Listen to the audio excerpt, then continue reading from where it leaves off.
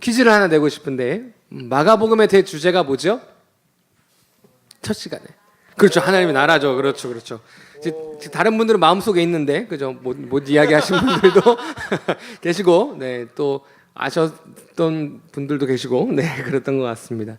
우리는 하나님의 나라에 대해서 계속 마가복음을 통해 이야기하고 있습니다.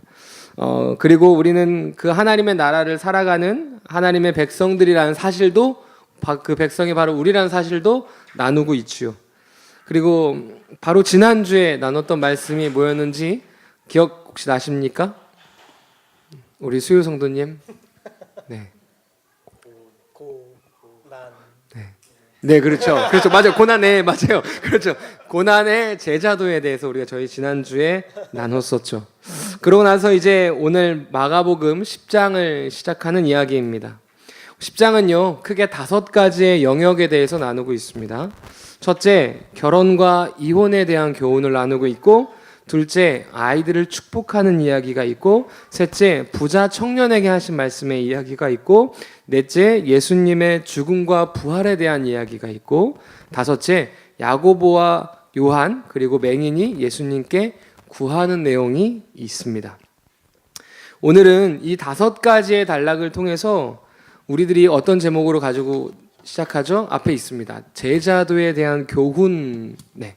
이 10장을 통해서 마가는 제자도에 대한 교훈을 전하는데 오늘은 바로 그것에 대해서 나눠보려고 합니다. 그 첫 번째에 대해서 우리 광수 목사님 첫 번째 뭐죠? 네, 결혼과 이혼에 대한 교훈입니다. 10장 1절부터 12절의 내용인데요. 우리 같이 한번 교독해 볼까요? 제가 먼저 읽겠습니다.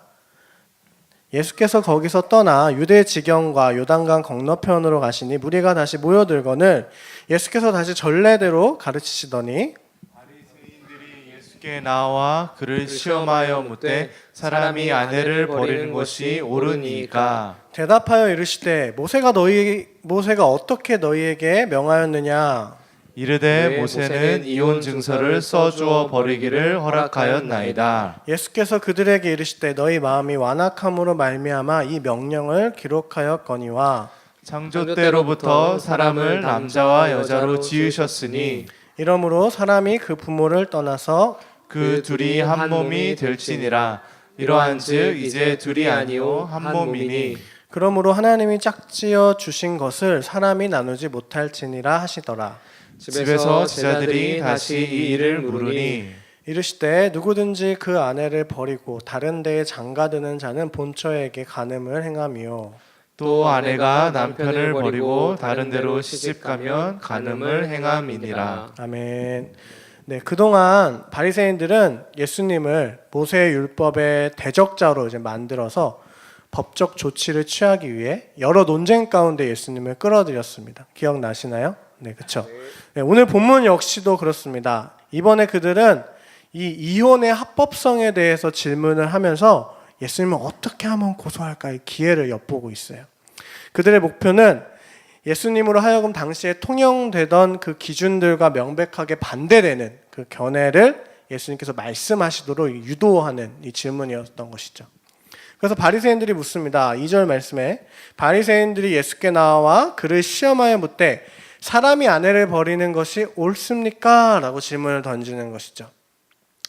여러분들이 잘 아시는 것처럼 사실 세례 요한의 죽음도 부분적으로 그가 이혼과 결혼에 대한 의견을 공적으로 말했기 때문이죠. 그렇죠? 헤롯의 동생 헤로디아와 결혼한 게 가하냐 이 말 했다가 그 감옥에 되고 그리고 어떻게 또 춤추다가 이렇게 해가지고 다 아시죠, 그렇죠? 네, 이 문제였거든요. 근데 예수님 역시 이 신학적 논쟁 가운데 어느 한편의 견해를 택하게 돼서 예수님이 공경에 빠질 수 있는 그러한 상황에 놓이게 되었습니다. 바리새인들이 시험하고자 물었던 이 이혼에 관한 이 질문의 답변으로 예수님께서는 결혼의 기초가 성립된 이 창조 때로 거슬러 올라가서 말씀을 하시죠. 모세 율법이 허락하는 이 이혼 증서에 대해 질문하기 위해 바리새인들은 신명기 24장을 근거로 이야기를 했다면 예수님은 더 오래된 창세기로 거슬러 올라가서 하나님께서 친히 제정하신 결혼을 근거로 삼으신다는 것입니다. 블랭크 있죠? 신명기 24장 다 불러드립니다. 네, 창세기 이렇게 적으시면 되겠습니다. 네, 그러나 예수님은 바리새인들과 같이 디테일하게 들어가서 그들과 왈가왈부 그 의견에 그 이야기에 끼어들지 않으세요. 그것이 옳냐 틀리냐 이혼 종서를 써주냐 마느냐 뭐 여자가 재혼하고 그 다음에 다시 한번 이혼하면 무슨 일이 일어나냐 뭐 이러한 논쟁에 휘말리지 않으시고 오히려 그들의 말을 탁 잘라내시면서 그 문제의 핵심이 무엇인지 짚어내십니다. 어서 오세요, 수혜 성도님. 네, 반갑습니다. 네, 감사합니다. 네. 네. 다시 말해서 하나님의 뜻과 목적이 무엇인지 말씀하는 것이죠. 처음에 왜 하나님께서 어떤 의도로 이 결혼이라는 제도를 허락해 주셨는지 생각 좀 해봐라 라고 말씀하시는 거예요. 예수님께서는 이 결혼이 한 남자와 한 여자 사이의 이 항구적인 이 관계로서 창조 때부터 하나님의 목적에서 비롯되었음을 강조합니다. 처음부터 세상의 한 구조로서 세워졌다는 것이죠. 이혼에 대한 모세의 규정은 하나님의 원래의 계획의 일부가 아니라 인간들, 너희 마음에 있는 그 완악함으로 말미암아 세워졌다는 거예요. 그래서 예수님께서는 모세가 증서를 준 것이 잘못이라고 말씀하지 않고 잘못된 것은 인간 마음의 죄성이 하나님의 목적과 관련된 이 이상들을 거스르고 인간의 삶을 황폐하게 만들고 있다라고 말씀하시는 것이죠. 당시 유대인들은 이 음란을 핑계 삼아서 이 사회적 약자인 여자들을 상대로 이혼하는 것을 좀 상대적으로 가볍게 생각했던 것 같습니다.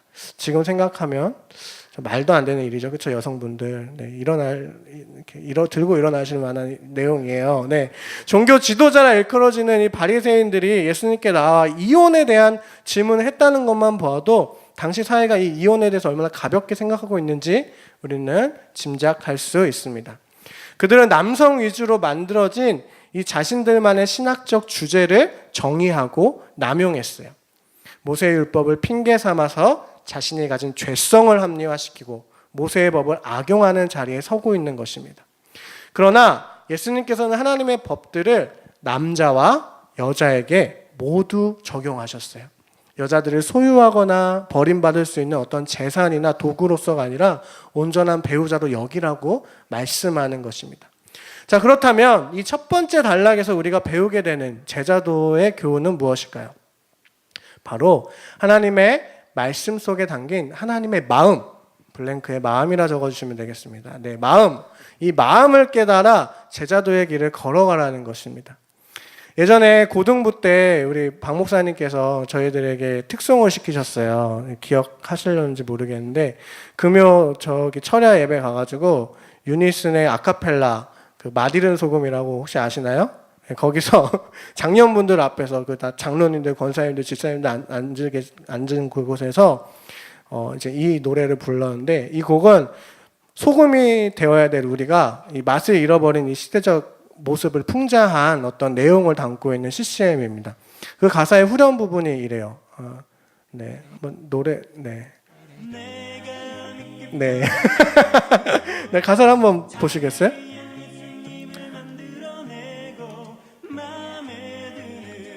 저도 부르고 싶지만 참겠습니다.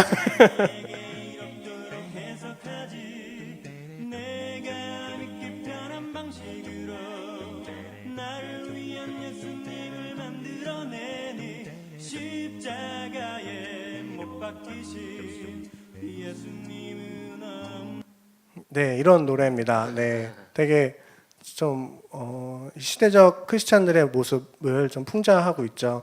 우리는 종종 우리 마음의 이런 완악함 때문에 하나님의 말씀을 우리의 입맛대로, 우리의 구미대로 해석하려는 그런 죄성이 우리 안에 있습니다. 그러나 제자도의 길을 따르는 사람들은 하나님의 말씀을 악용하지 않는다는 것이죠. 오히려 경외하며 따르려 합니다.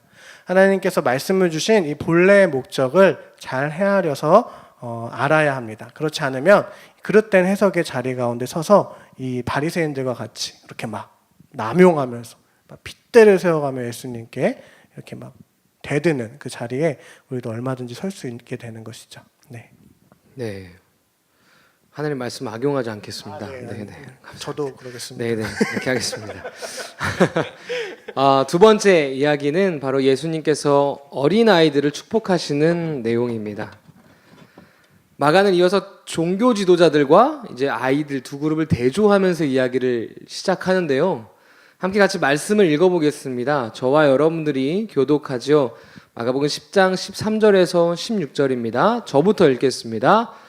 사람들이 예수께서 만져주심을 바라고 어린아이들을 데리고 오매 제자들이 꾸짖거늘 예수께서 보시고 노하시어 이르시되 어린아이들이 내게 오는 것을 용납하고 금하지 말라. 하나님의 나라가 이런 자의 것이니라. 내가 진실로 너희에게 이르노니 누구든지 하나님의 나라를 어린아이와 같이 받들지 않는 자는 결탄코 그곳에 들어가지 못하리라 하시고 그 어린아이들을 안고 그들 위에 안수하시고 축복하시리라. 아멘. 네.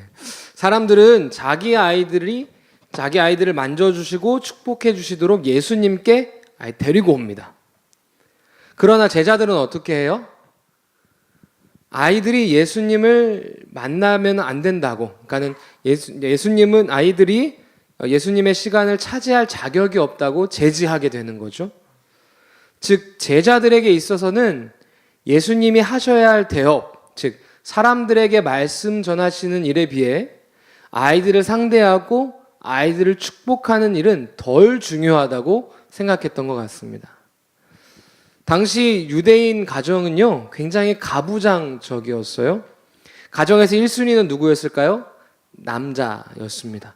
2순위, 그 다음은 여자고 맨 마지막 막순위가 바로 아이들이었어요. 지금 저희 집에서 막순위는 바로 전데요. 그 당시에는 아이들이 그랬습니다. 네. 오늘 하실 말씀 힘내시라. 힘내시라고. 네, 감사합니다. 네, 그 당시에는 그랬습니다. 그래서 시대가 많이 바뀌었죠. 그래서 지난주에도 말씀드렸듯이 어른들에게 아이들은 그렇게 중요한 존재가 아니었고 아이들의 필요를 채우는 것도 그리 중요한 일이 아니었습니다. 제자들은 그러한 이유로 아이들이 예수님께로 오는 것을 막았던 거예요. 그러나 마가는 이 이야기를 통해 제자들이 예수님의 긍휼과 그분의 사명을 잘못 이해하고 있음을 보여주고 강조하고 있습니다. 말씀에도 확인했듯이 제자들의 모습을 보고 예수님이 어떻게 하셨어요? 분을 내십니다. 예수님께서 제자들에게 분내시는 것, 즉 심하게 화내시는 장면은 여기서 나오는 게 유일합니다. 물론 그동안 이전에 바리새인들, 강박한 불신자들, 종교 지도자들에게 화를 내셨었어요. 근데 자신이 아끼는 제자들에게 화를 내시는 장면은 바로 이 장면이 유일하다는 겁니다.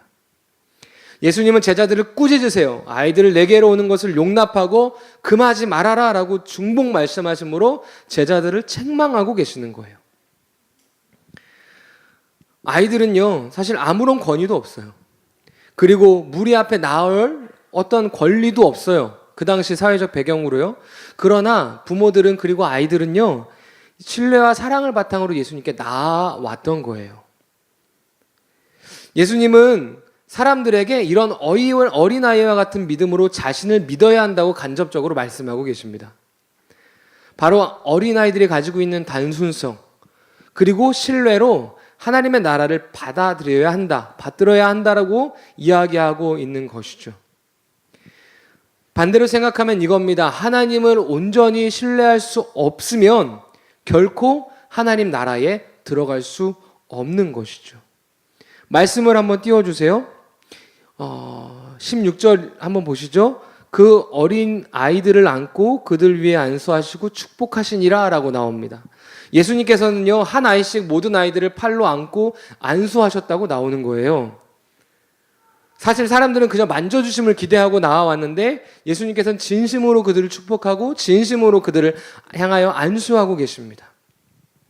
여기서 그들을 축복하셨다는 헬라어는요 강조형 그리고 미완료형으로 드러나요. 이것은 예수님께서 간절하게 축복하시는데 자신에게 데리고 오는 모든 아이들에게 시간을 내주셔서 지속적으로 축복하셨다는 것을 보여주는 겁니다. 이게 한 번에 끝난 사건이 아니라는 거예요. 지속적으로 계속 누구든지 어린아이가 오면 축복해 주셨다는 것을 이야기하고 있는 거죠. 시간이 굉장히 많이 필요한 일입니다. 하지만 예수님께서는요, 빨리 안수하고 다음 사람, 빨리 안수하고 다음 사람, 이제 누구 빨리 애들 더 없지? 그럼 나 이제 그만할래. 이렇게 행사를 치르듯 축복하지 않으셨다는 겁니다. 진심으로 마음을 담아 하셨다는 거죠. 저는 이 본문을 대하면서 놀라운 사실 한 가지를 발견하는데, 이 이야기가 진행되게 되는 배경은 뭐냐면 바로 예수님께서 십자가에 못 박혀 돌아가시기 위해 예루살렘으로 가는 길에 벌어졌다는 겁니다. 예루살렘에 간다는 게 뭐예요? 이제 예수님의 마지막 과업을 목전에 두신 거예요. 그렇다면 저 같으면요, 아이들이 달려오는 모습을 보고 힘들다. 나 지금 십자가 지러 가야 되는데 이 아이들 또 언제 상대하지? 라고 생각했을 것 같아요. 지금 십자가를 향하여 온 신경을 집중해도 모자랄 판인데 이 아이들에게 내가 무슨 축복이야 라고 저는 생각했을 것 같습니다. 제자들이 막아주면 마음이 굉장히 편하고 좋았을 거예요. 제자들이 한 3년 살아보니까 내 마음을 아는구나. 그래 너네 잘하였다. 이렇게 얘기했을 거예요, 속으로요. 그런데 예수님은 그렇게 하지 않으셨다는 겁니다. 여기서 발견되는 놀라운 제자도의 교훈은 뭐냐면 대의를 앞세워 사회적 약자들을 등한시 여기지 말라는 거예요.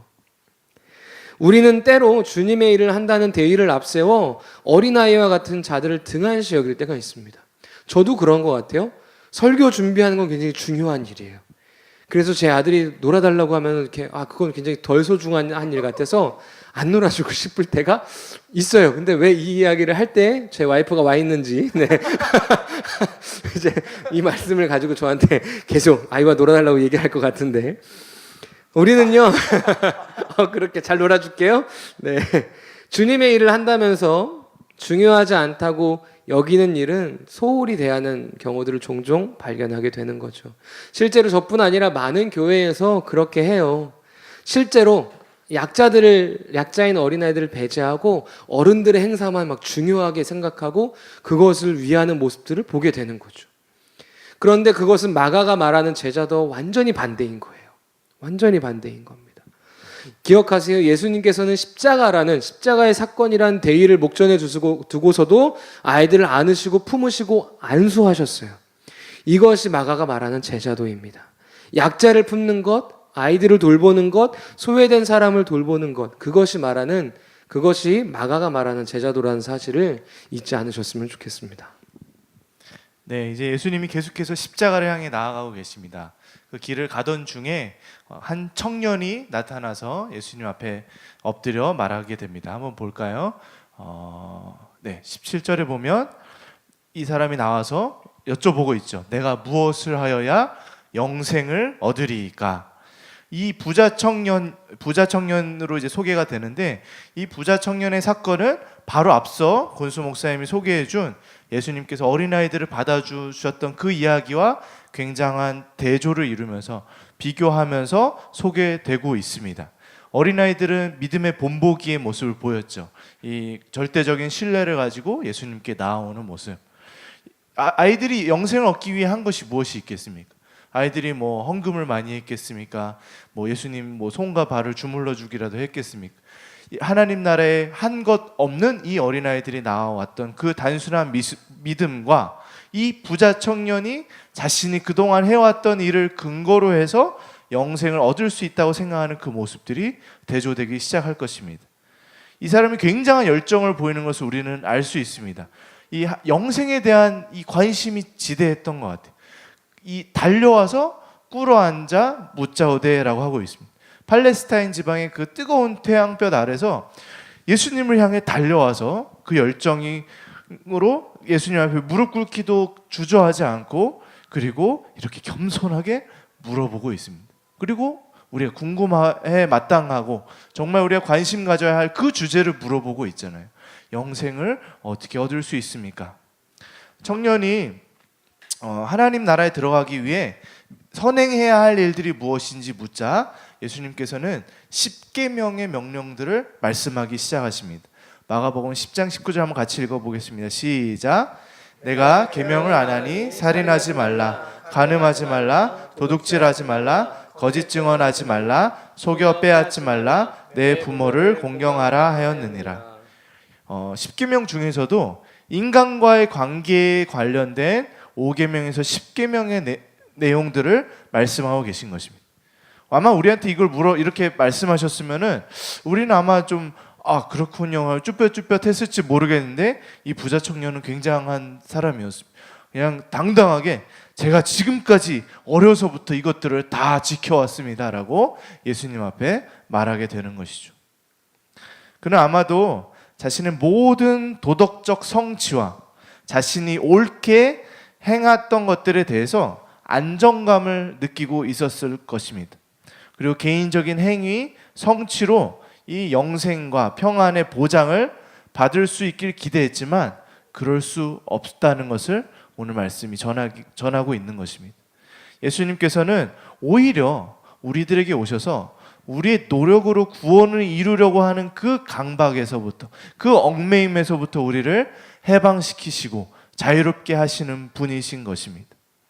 그 쓸데없는 나의 허망한 도덕적 자부심, 내가 이렇게 해왔다는 것들을 다 내려놓고 우린 그분께 맡겨야 하는 것이죠. 예수님은 이 청년을 사랑하는 마음으로 이렇게 청년에게 말씀하십니다. 너에게 아직도 한 가지 부족한 것이 있어. 이 청년은 하나님에 대한 직접적인 신뢰하는 것, 어린아이와 같이 신뢰하는 것을, 그리고 그 보상으로 받게 되는 하늘나라를 바로 이 땅의 재물과 이미 바꿔버렸던 것입니다. 청년은 5계명에서 10계명까지 자기 열심으로 지켜왔을지 모르겠지만 제1계명인 너는 나 이외에 다른 신들을 내게 두지 말라, 그 명령을 어기고 있었던 것이죠.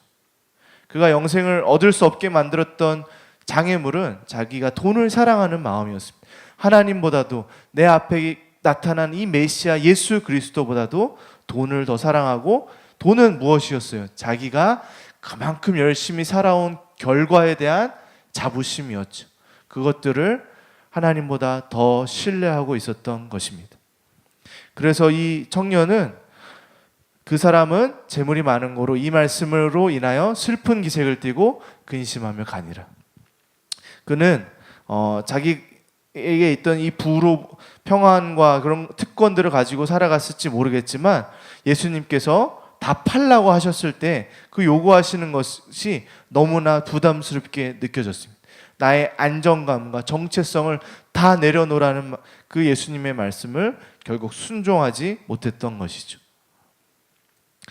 우리는 사실 내 재산보다도 예수님 안에 있을 때 안전한 존재들입니다. 예수님 안에서 더 행복하고 더 기쁨을 누릴 수 있는 사람들이지만 이 부자에게는 자신이 해왔던 것들이 너무나 크게 느껴졌었습니다. 우리 신자들은 언제나 이 돈과의 이 긴장 관계를 가지고 살아갑니다. 돈이 필요하잖아요. 우리가 먹고 살기 위해 돈이 필요하고, 꿈을 실현하는데도 돈이 필요하고, 사실 교회가 운영되어지는데도 다 돈을 통해서 이루어지기 때문에 돈을 부정할 수는 없습니다. 그러나 돈이 나의 안전의 근거가 된다는 신앙으로 변화되는 것은 우리는 분명히 알 수 있습니다. 내가 하나님보다 돈을 신뢰하고 있구나, 내가 그것을 포기하지 못하고 있구나 라는 것을 알게 되는 것이죠. 이것이 오늘 본문에서 나오는 세 번째 제자도의 교훈입니다. 하나님은 우리에게 전적인 헌신을 원하십니다. 반쪽짜리 헌신을 원하지 않으십니다.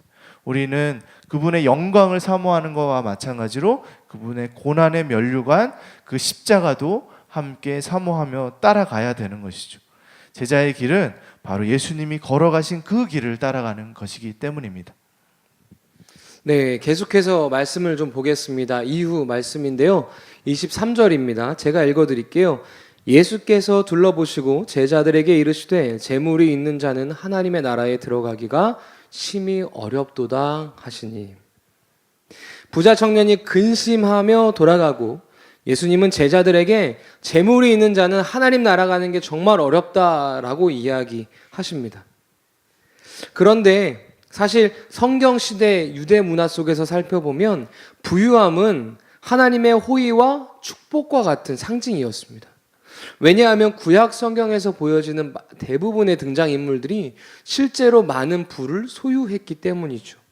그래서 자연히 유대인들은 구약 성경을 접하면서 아, 여호와께서 주시는 복은 다른 게 아니라 부유하게 되는 거구나라고 학습되고 이해했을 겁니다.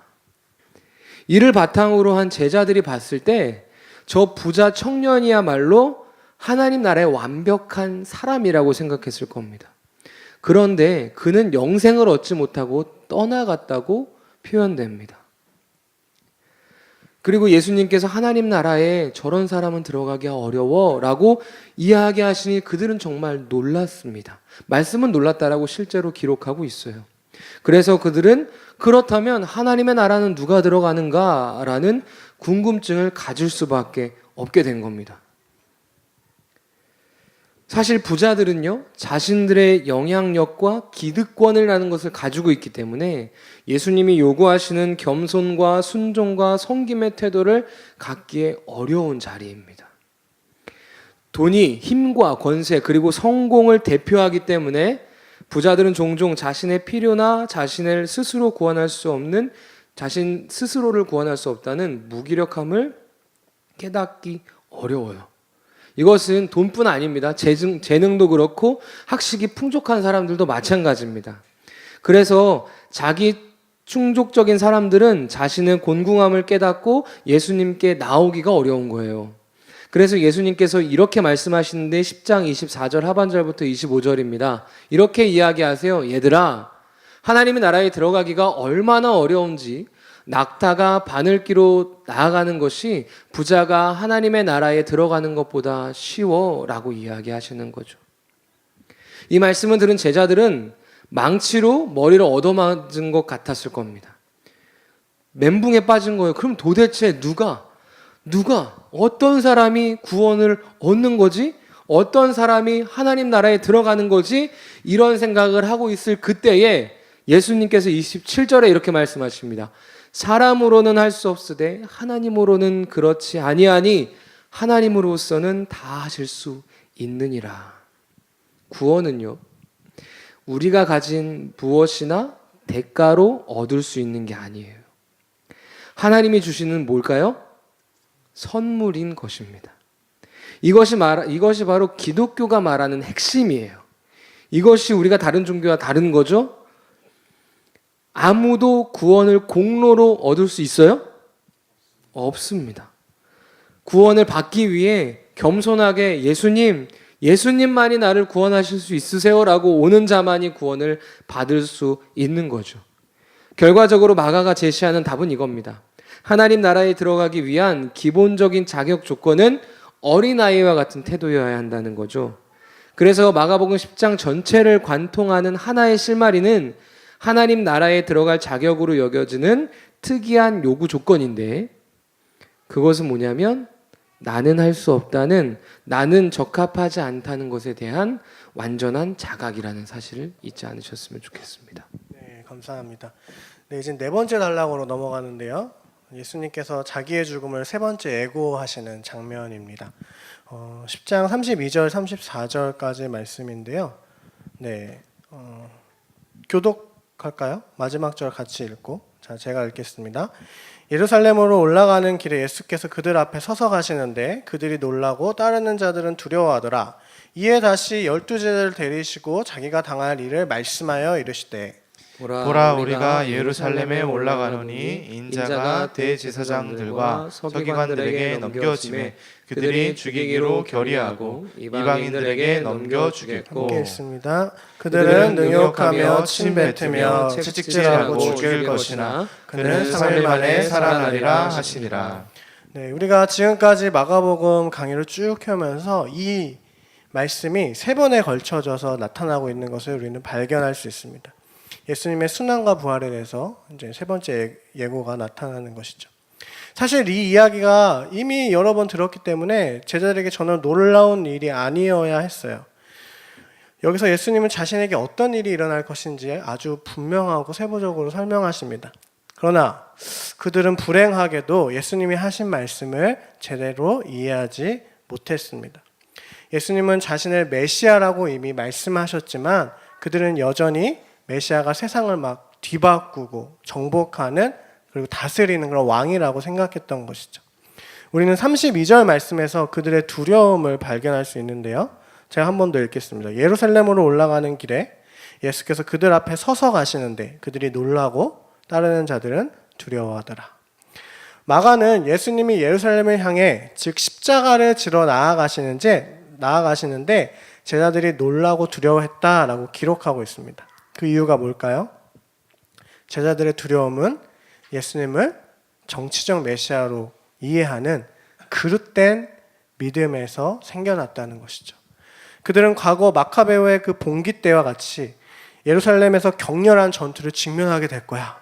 결국 예수님께서 승리하시겠지만 우리도 그 전투에 참여하게 되겠지 하면서 막 두려워하는 그런 상상들을 했던 것 같습니다. 예수님께서 진지하게 앞서서 예루살렘을 향해 나아가시는 것을 보시고 이 고난의 예언을 들으면서 자신들도 예수님과 비슷한 운명을 맞이하게 될지 모른다고 결론 지었을 가능성이 높은 것이죠.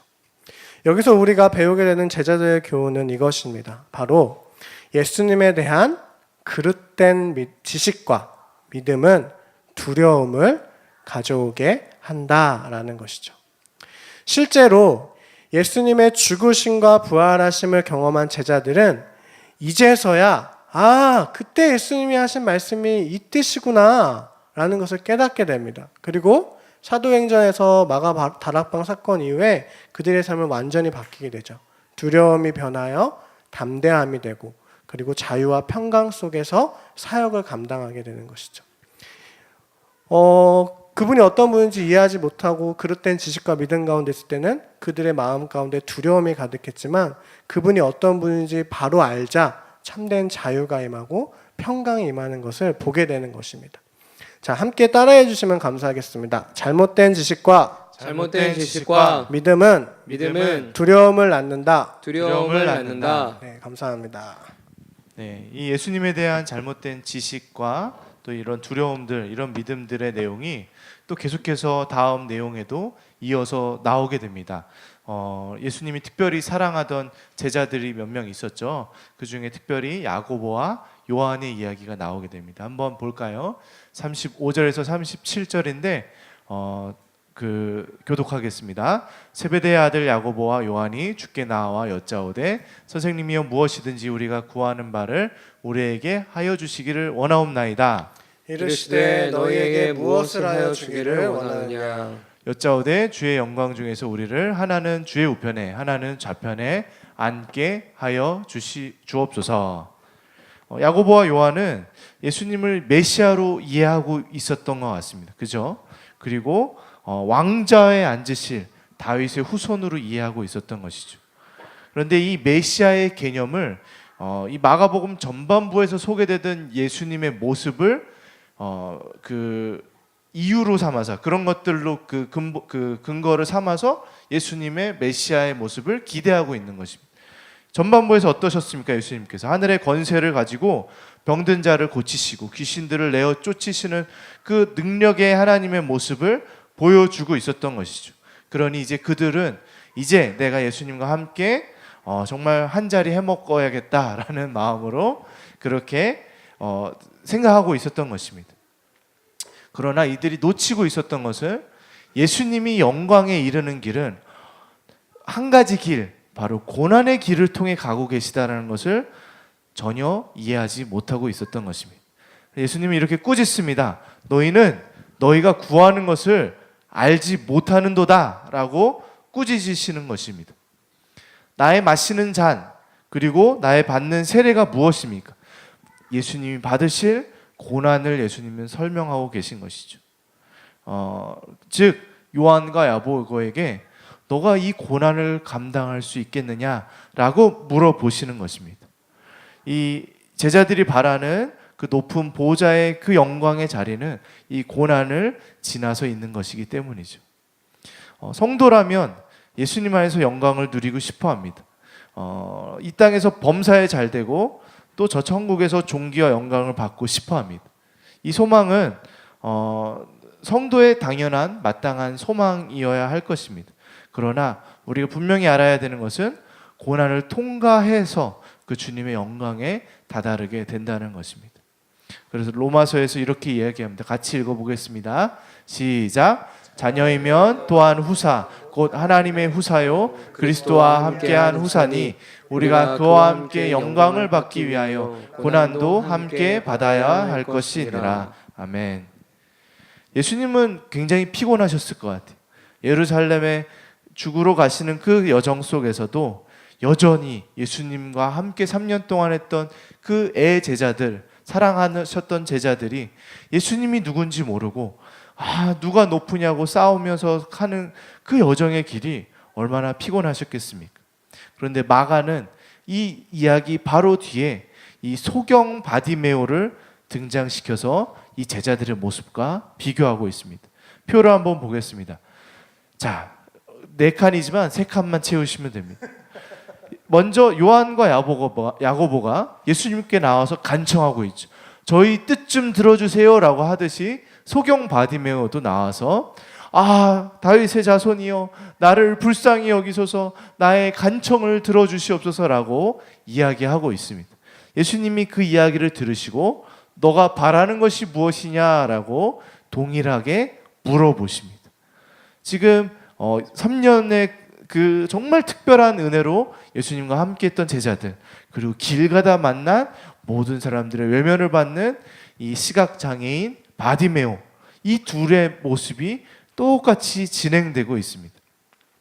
그리고 메시아이심을 알고 있었습니다. 요한과 야고보는 그 영광의 자리로 이끄실 수 있는 분이라는 걸 알고 있었고, 소경 바디메오도 소리 지르면서 다윗의 자손이 예수여 나를 불쌍히 여기소서, 그렇게 하면서 예수님이 어떠한 분인지 정확히 다 알고 있는지 모르겠지만 메시아라는 그 인식을 가지고 나오고 있었던 것입니다.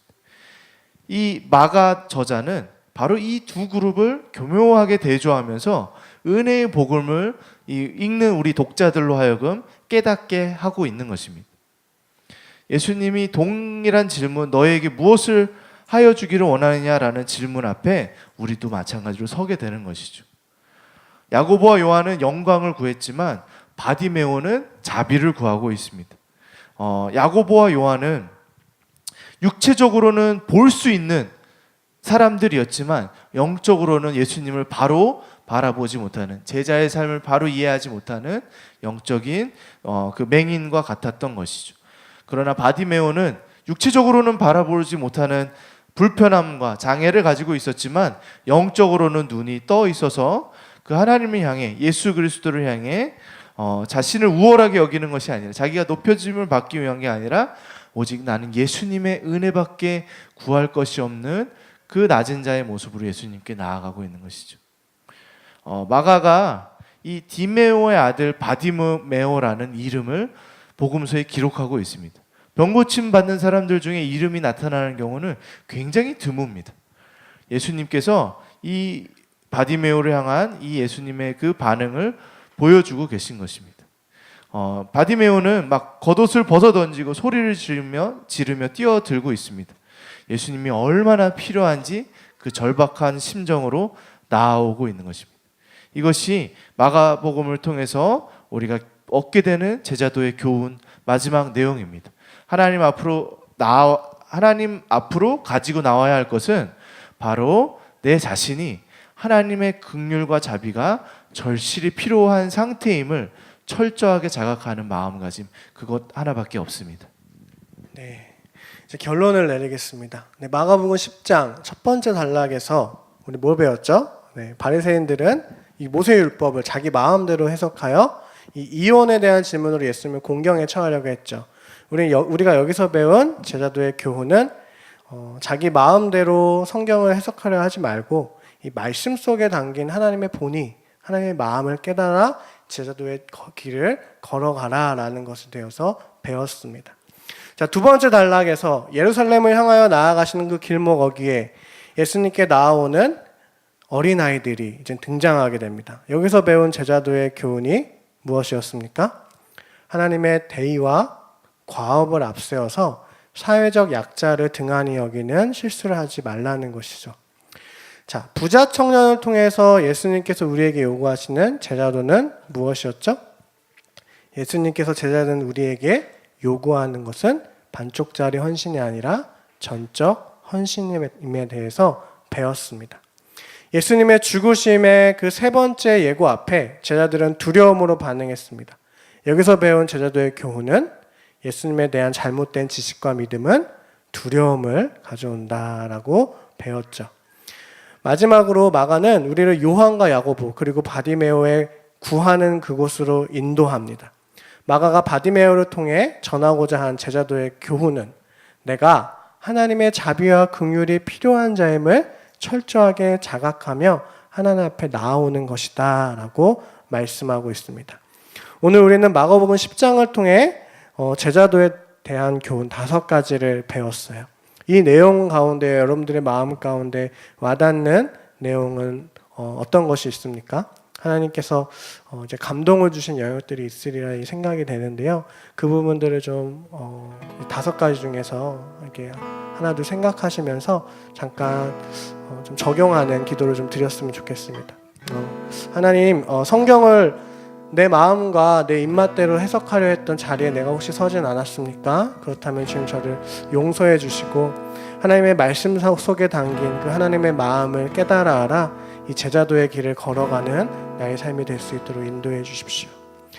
예수님께서 이 예루살렘을 향해 나아가시면서 아이들을 품에 안고 축복해 주셨던 것처럼 하나님의 이름을 앞세워 내가 다른 약자들, 다른 사람들을 등한히 여기는 그러한 자리에 서지 않도록 해주십시오. 부자 청년에게 말씀하신 것처럼 나의 삶 전부를 주께 드리는 그 제자의 삶 나로 따르게 해주시고 바디메오가 그랬던 것처럼 내겐 하나님의 자비와 긍휼만이 필요한 자임을 인식하고 하나님 앞에 나오는 인생이 되게 하여 주옵소서. 우리가 같이 기도하며 나아가도록 하겠습니다.